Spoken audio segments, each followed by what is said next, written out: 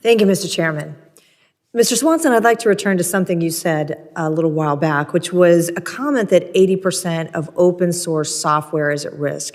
I know you touched on this as well in your written testimony and specifically encouraged this committee and Congress to support certain measures, including bug bounty programs in foundational artificial intelligence models that are being integrated into Department of Defense missions and operations.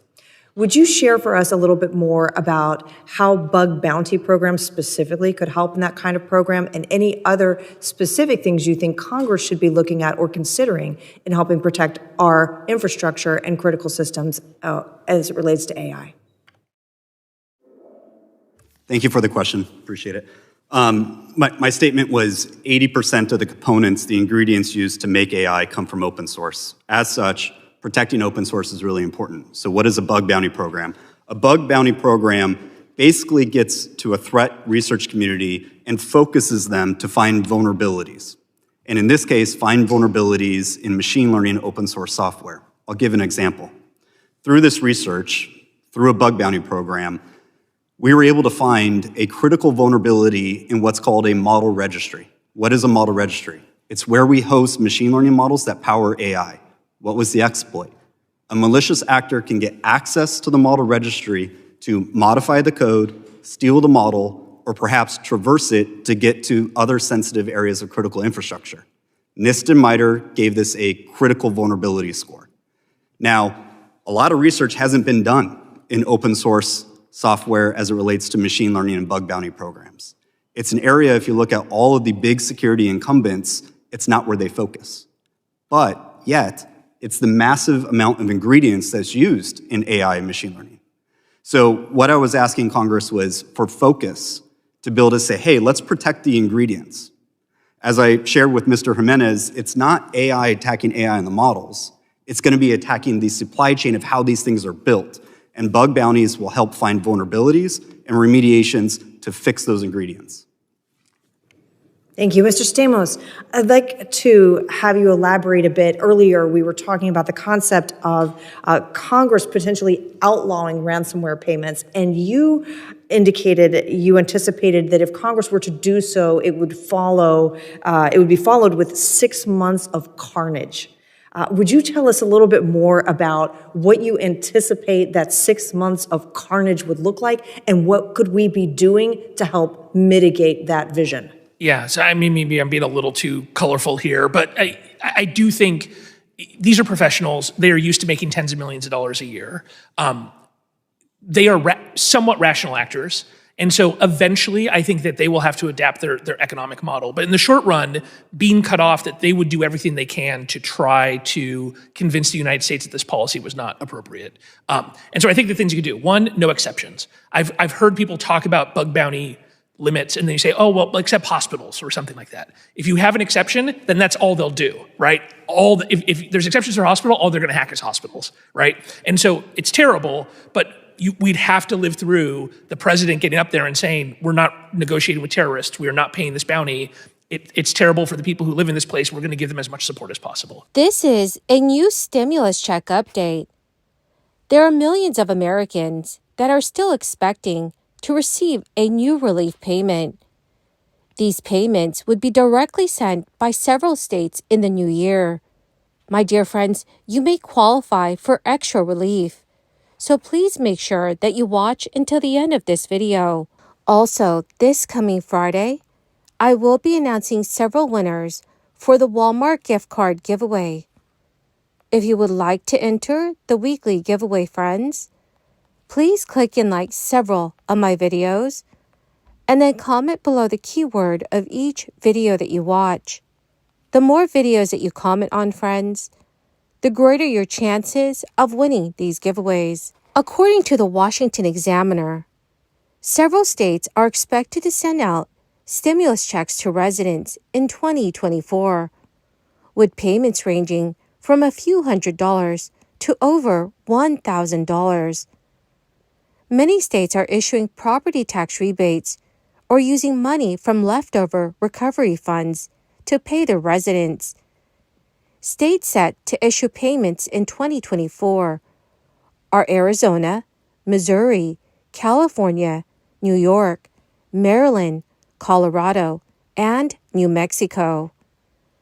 As part of the state's 2024 fiscal budget, an estimated 743,000 Arizona residents can expect to benefit from a new stimulus check program.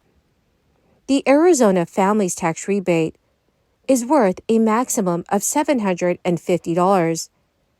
It is worth $250 per dependent under the age of 17 and $100 per dependent over 17 who are claimed on a household's 2021 tax return.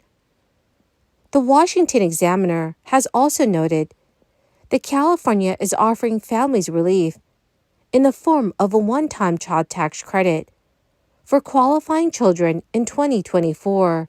The one-time tax credit will be worth up to $3,600 per qualifying child. A young child tax credit is also available for families, worth up to $1,083 per tax return. To qualify for the young credit, families must have a child under the age of 6 and be eligible for the California Earned Income Tax Credit. Also, Colorado residents can expect to see an estimated $847 for single filers and $1,694 for those filing joint returns in Tabor refunds next year. Approximately $3.28 billion is expected to be returned to taxpayers. Tabor checks have been issued based upon a recipient's income level, but the Colorado legislature voted to make the payments equal across the board, meaning higher earning residents will receive less than usual, and lower earning recipients can expect to earn an extra few $100s.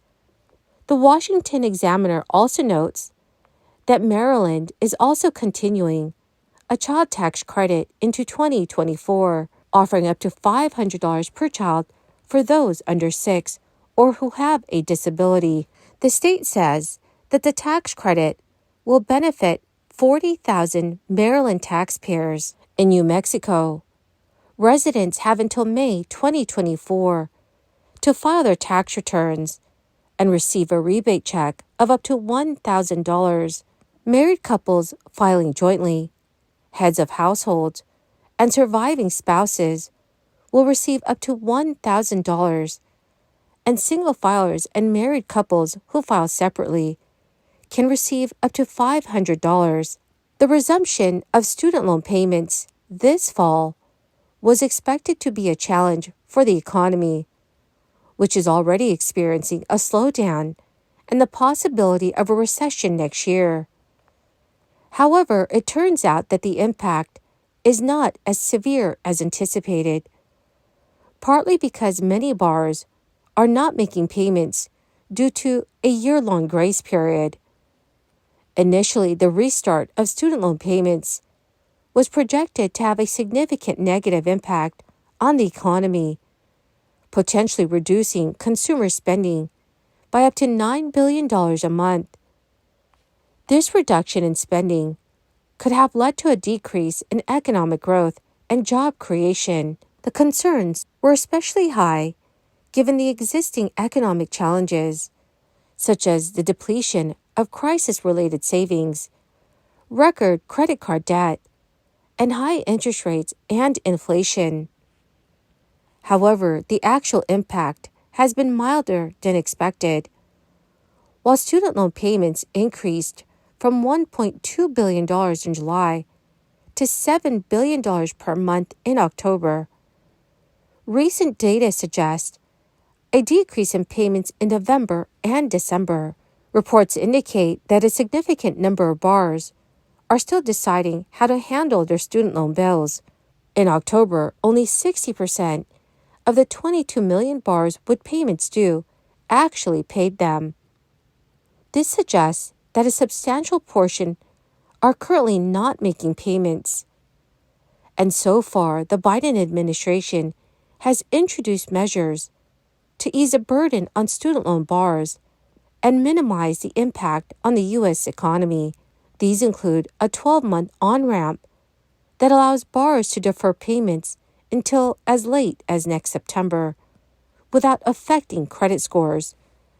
The new income-driven payment plan, which is also known as SAVE, is more generous than existing plans, allowing borrowers to pay a lower percentage of their disposable income. Well, my magnificent and most marvelous friends, that is the end of my daily stimulus update video for today. Dear friends, thank you for being part of this community. I will be announcing several winners this coming Friday for the Walmart gift card giveaway. If you would like to enter these weekly giveaway friends, please click and like several of my videos and then comment below the keyword of each video that you watch. The more videos that you comment on, friends, the greater your chances of winning these giveaways. Thank you and have a wonderful and very blessed week.